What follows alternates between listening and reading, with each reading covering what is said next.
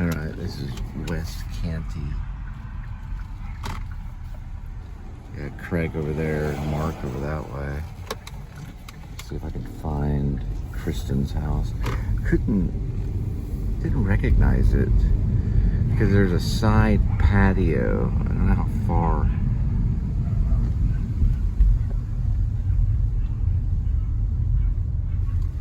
Side door, at least they changed the side door on it. Maybe that one. Side door, no side door on that one. It'd have to be like that one. Let's see, not that one. Maybe this one. Kind of like a side door. No. It'd be this one right here that's unkept. Or the next one. Yeah, it'd be the next one. Yeah, it's this one. She was in Dallas. Yep, that's the one. There's the side door right there. That's where Krista and Medora lived. And then we lived right there. I didn't see this. Anyway, I had friends. I'll show her Jennifer and Stephanie Black lived. They were friends of mine. Channing would go over there too. I had a lot of friends. Eric Rutledge lived down this way. Elizabeth George lived way over there. I don't know the exact house. And then Eric lived over there. Okay, yeah. So Stephanie Black and Jennifer Black lived in this house. So an injury right here. Skateboard injury. Yes, all right. Right there.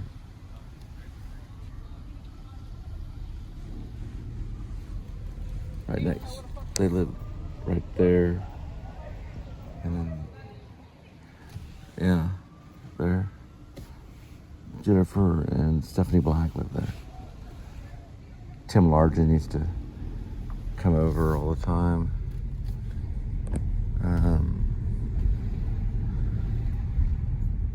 They had two big stainless steel refrigerators. Huge stainless steel. Well, the father was a pilot. I think a guy named Jake, he was a computer guy. He lived, I think, maybe in this house. He wasn't a computer guy. He was a punk rocker that was kind of annoying. But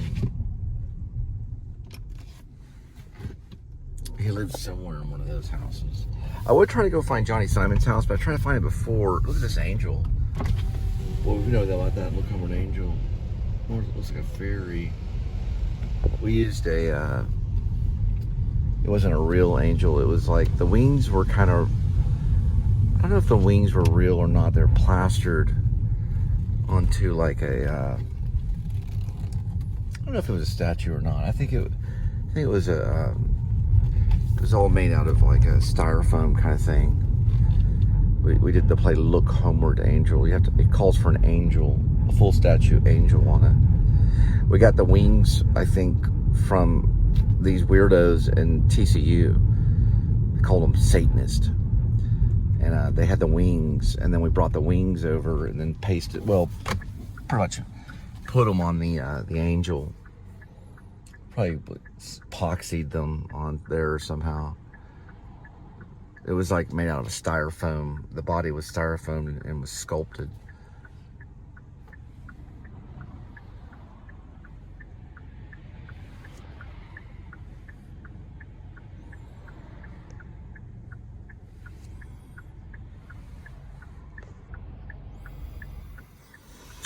Yeah, got that one right there.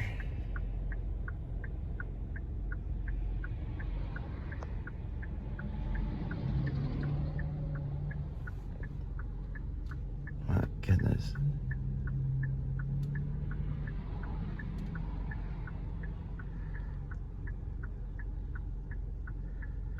There it goes.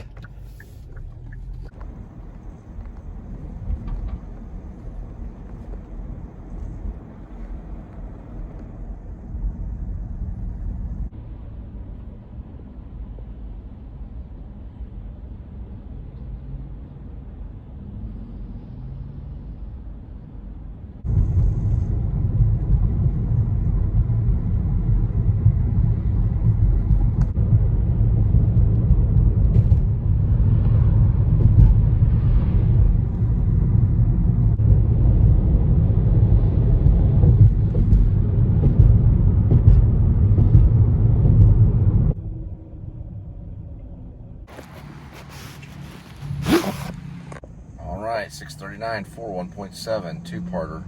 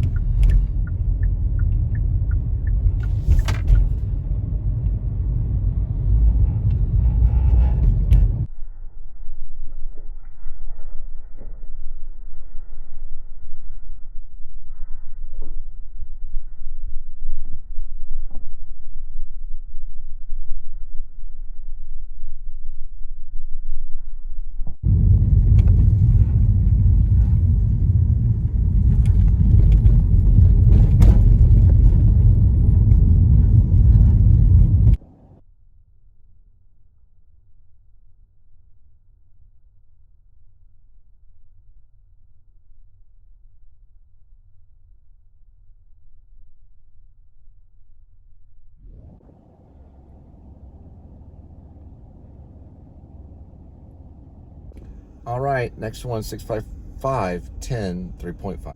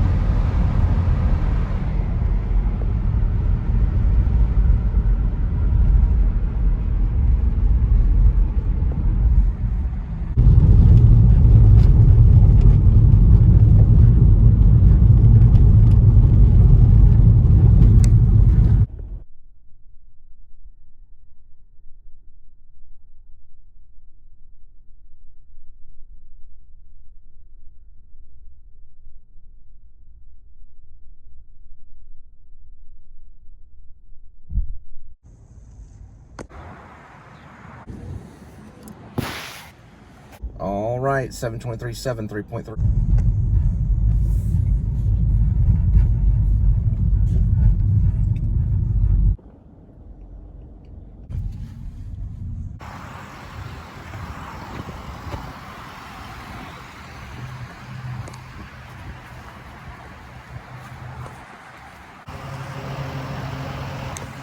All right, next one, 740, 12, 3.4.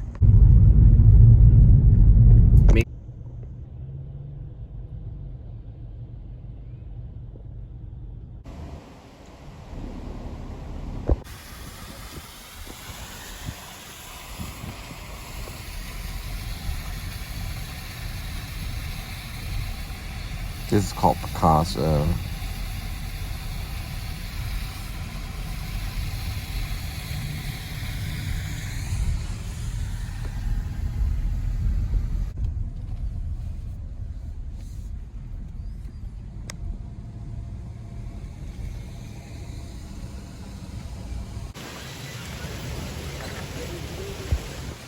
What's up? Oh, did you get some? Oh, yeah. It's like an old folks place.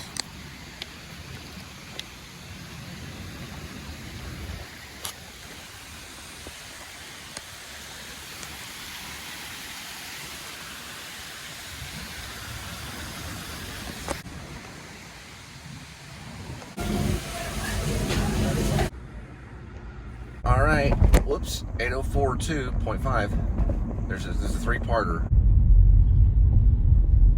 All right, next one's 819.7, 1.8. Right. Yeah, I think about James Lipton in the Actor Studio.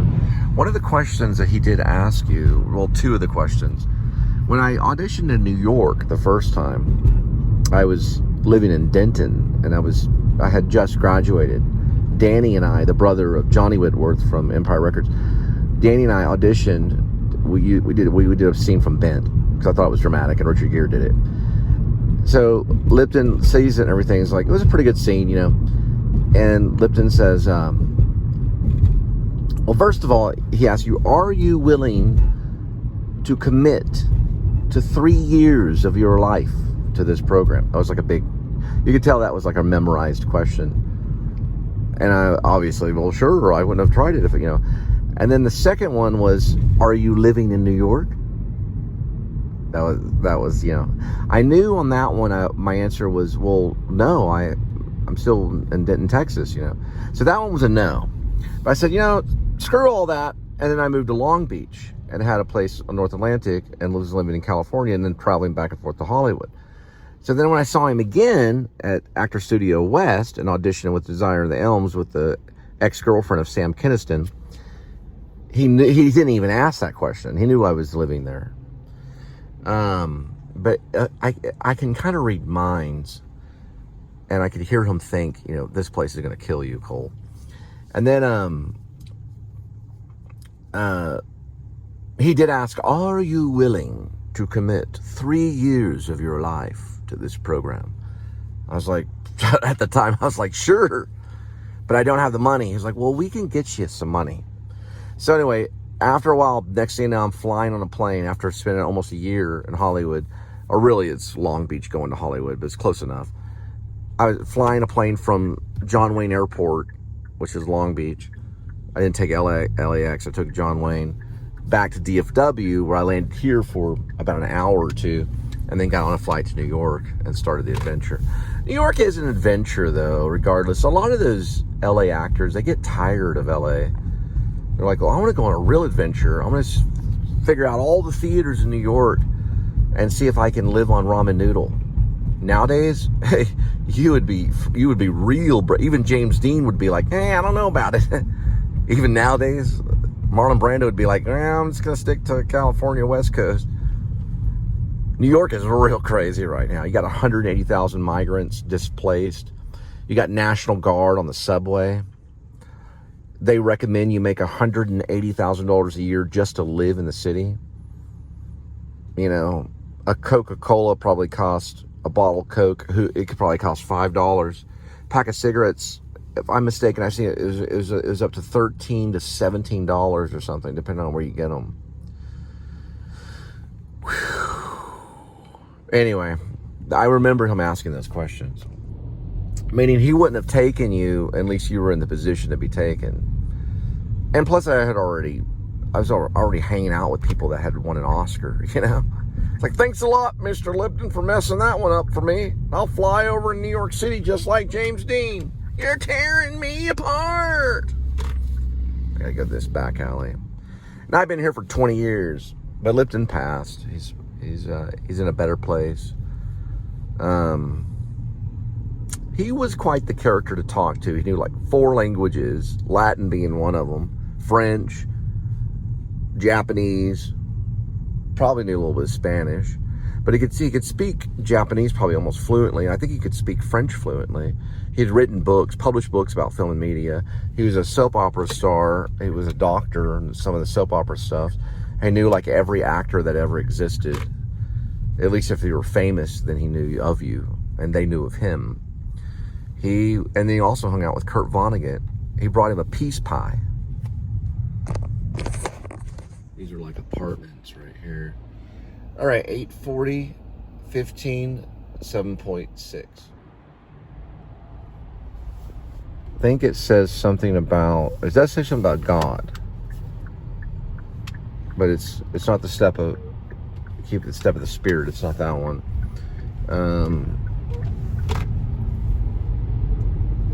Love comes from God, which is 1 John 4 through 7, the Sunday thing. St. Paul Lutherans.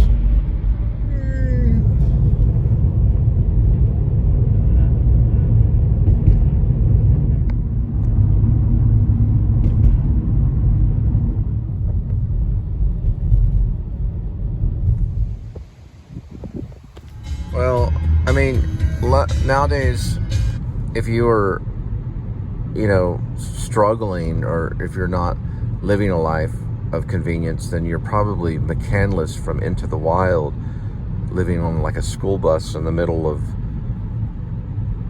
the wilderness in Alaska or something, because of these things and technology.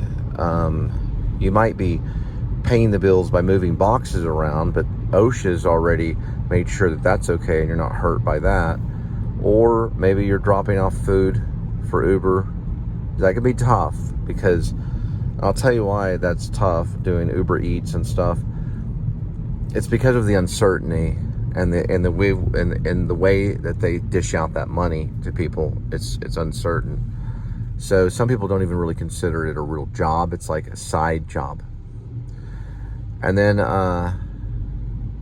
or you may be a waiter at Cheddar's or something like that.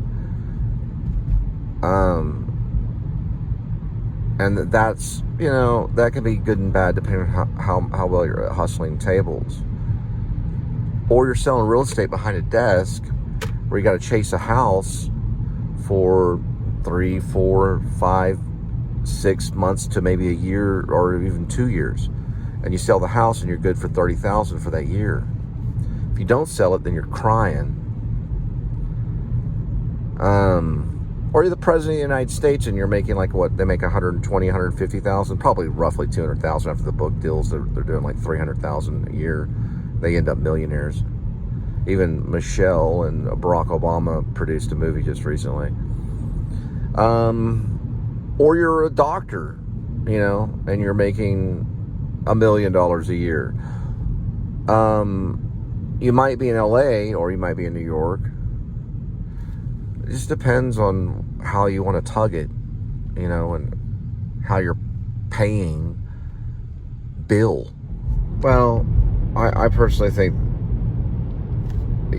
people, you got the Republican who's completely against the government, and like there are people out there that do need help, and the church sometimes doesn't feel obligated to be like, well, I don't want to help this person, they're an alcoholic, or I don't want to help this person because they smoke marijuana, or I don't want to help this person because they're a drug addict. So they see it as morally wrong. So whether they go to the government, and the government doesn't see it as completely right, but then there's other people that may have some problems, and maybe they do the legal stuff like Zoloft or something, and they still see that as kind of bad. But the government is supposed to be there. I think it's kind of like a safeguard. And it's supposed to exist for the protection of the people, I would say. Because businesses are sometimes snobby. You might go and ask this rich relative or this rich business owner, and they're like, no, we don't see eye to eye on your extreme liberal outlook. But the government's supposed to turn a blind eye and supposed to have justice, or supposed to have a balancing act so that they can help a little bit. I'm going to see a side view of Fort Worth. And they do, don't get me wrong. What they do is they help you kind of stay out of trouble at times. Because democracy is like, well, we don't really want these people to get in trouble because it costs us money. You know what I mean? It's a big circle. That's why I really like the title Circle rather than A Cat Named Crook. But A Cat Named Crook is specific. Everything is kind of a circle. But yet A Cat Named Crook is about a circle. Pizza everywhere, but not a drop to eat. At times. 9/17/10, 3.7, another two-parter.